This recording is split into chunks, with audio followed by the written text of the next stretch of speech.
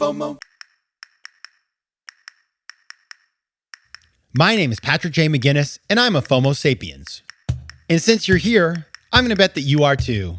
And when you're like us and Monday comes around, you don't dread the new week. No, you wake up every Monday morning knowing that this week might just be the best one yet. This is FOMOnday, the snackable show that starts your week right with hot takes, life hacks, listener mail, and even some FOMO therapy.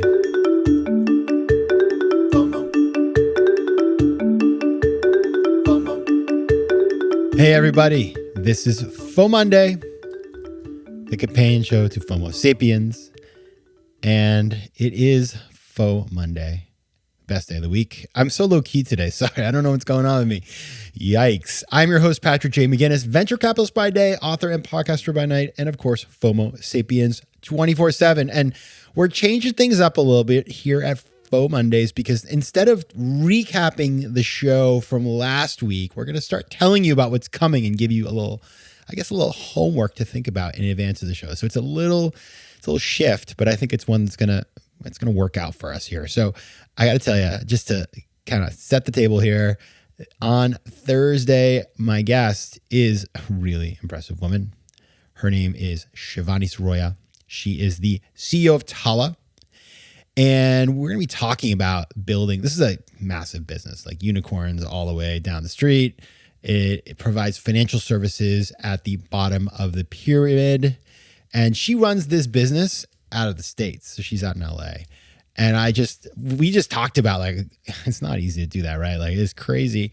And so I just wanted to, I pick her brain on that. And then the thing is, this is a topic that is near and dear to my heart because, first of all, Team FOMO Sapiens, I don't know if you guys know this, Team FOMO Sapiens is very global in nature. So I've got team members in places, let's see if I can list them all. It's Panama, Mexico, Florida, Buenos Aires, Barcelona, I think we have somebody in Lima. People move around a little bit. And then we also have a team member in the Gambia and Africa. So we are all over the place. We run this shop using WhatsApp and lots of emojis. And then before that, my whole career has been in investing internationally. And so not only while I was in New York and I had sort of colleagues in Istanbul and in Latin America and, all over the place. And I was flying around there, but also I invested in companies that were very global in nature. And so as a result, I have learned a lot. And let me tell you a couple of things I learned in the hard way, as it were.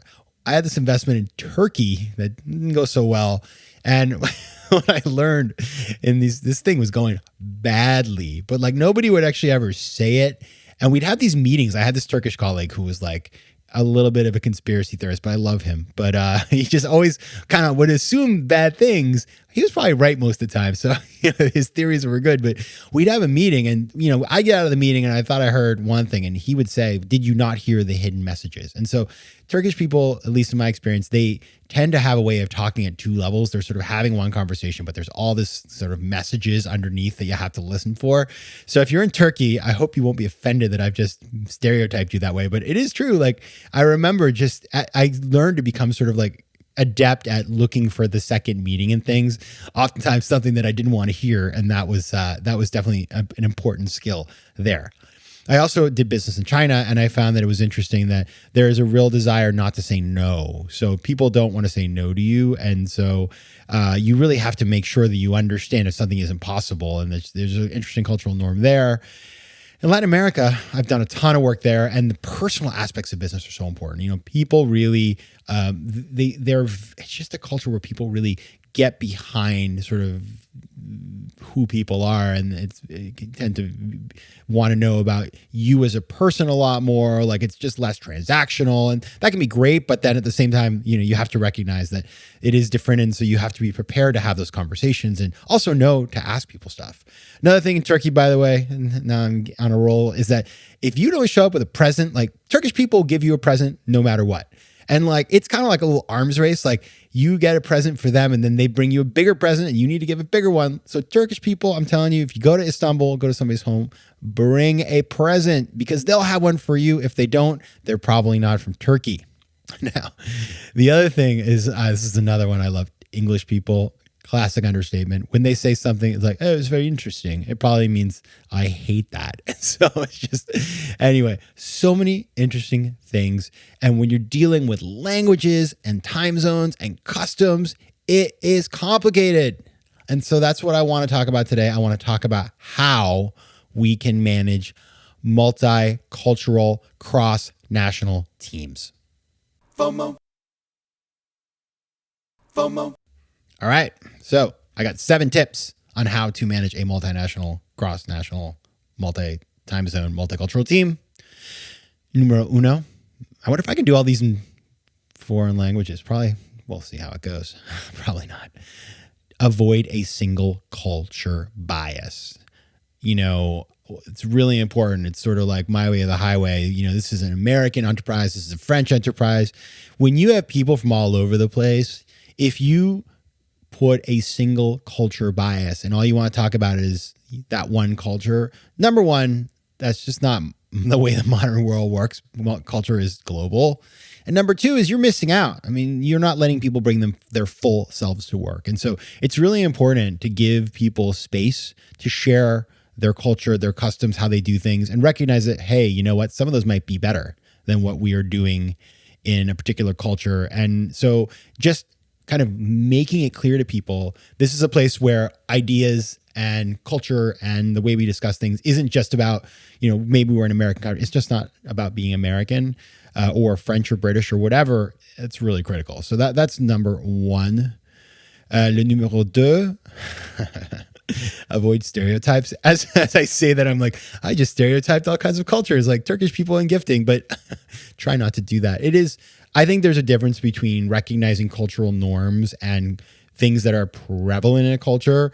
That is true. But if I walk up to the next Turkish person I say, I'm going to be listening extra carefully because I know you're going to send me messages, that's not helpful. And I don't think anybody likes being stereotyped. I know that I don't like being stereotyped. And so if you are doing that, just be aware of it. I think it's one of those things that the minute you sort of recognize that behavior is problematic, it's easier to stop it. And it's one of those things that just, if you see people doing it, there are ways to share with them that they're doing that will be helpful to them. And frankly, it's just going to limit their success anyway. So stay away from that. Número tres in Portuguese there. Be extra careful with feedback. Right. So the way feedback is given is very different in different cultures. And so just recognizing that the thing that you may be trying to say, and by the way, you may have the best intent. You're trying to be nice. You're trying to be helpful. But if you deliver it in a way that is completely unaware of cultural norms, it may backfire on you. And I've seen this. I did see this in opportunities when I was overseas, that it may be that you're either way too hard on somebody or way too easy on somebody. But having those conversations, and what I like to do always is number one is read up on the topic. But number two is I like to talk to the person and get a sense of what kind of feedback is most helpful to them, because there's no point in giving feedback if it's not going to be heard, right? And I think that's what a lot of times happens is we think we've given great feedback. It's like, oh, I just, I really gave it to this person, but they have no idea. They totally miss the message, and that's not good. All right. What are we at now? I think I'm out of languages, actually. Number 4, because I don't speak that many. I don't speak 7, that's for sure. Do not wait to deal with issues. If things come up, do not sweep them under the rug, because then they just grow bigger. I think that's really for everything in life, but in particular with these cultural issues, if there are misunderstandings, people can feel very resentful and they may clam up and not want to be heard. And this happens all the time in cultures, corporate cultures that are dominated by, men or people of a particular race. The people who are different, they just silence, they clam up. They're like, there's no space for me to talk. And so I think you want to deal with these things, and it requires one to be very attentive and keep an ear to the ground. But the minute you see something, you got to pounce on it. Okay. 5, that's Turkish. Diversity. I mean, I shouldn't have to say this. I know you all agree with me, but diverse teams make better decisions. When you put all the people in the room and they look alike and they sound alike and they come from the same place and they did all the same things, they see the world oftentimes from the same worldview, and you have blind spots. So diversity on teams that are multicultural, multinational, it makes it so much easier for everybody to sort of come in together. And it makes it easier, of course, to have a culture that isn't just a single country bias. 6, language training. Got to have the language training. So important, especially these days. Sure, people speak English. Of course they do.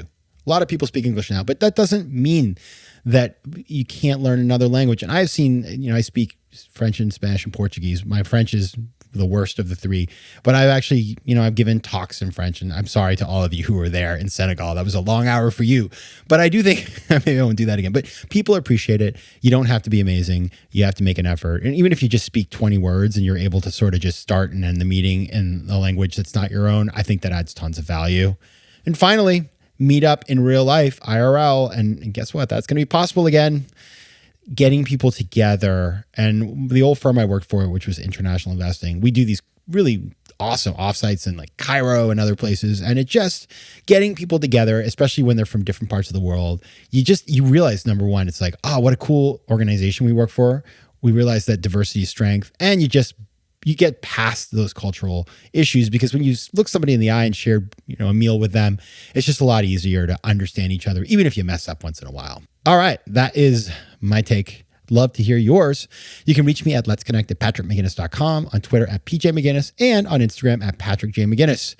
Until Thursday, I wish you a great week. Y hasta la vista, ate pronto, au revoir, and as the Turkish say, gule gule. FOMO. Can't get enough of FOMO Sapiens? Join me on Patreon for ad-free episodes, bonus material, and exclusive content that will help you to master FOMO and position yourself for greater success in both business and life. Go to patreon.com/FOMO Sapiens to learn more. You can also connect with me on Instagram @PatrickJMcGinnis, on Twitter @PJMcGinnis, and on LinkedIn. I love hearing from you, so don't be shy. FOMO. Want more FOMO Sapiens and FOMOnday? Head over to FOMOsapiens.com, where you can listen to past episodes, learn more about the show, and find out how to advertise. You can also connect with me on Instagram @PatrickJMcGinnis and on Twitter @PJMcGinnis.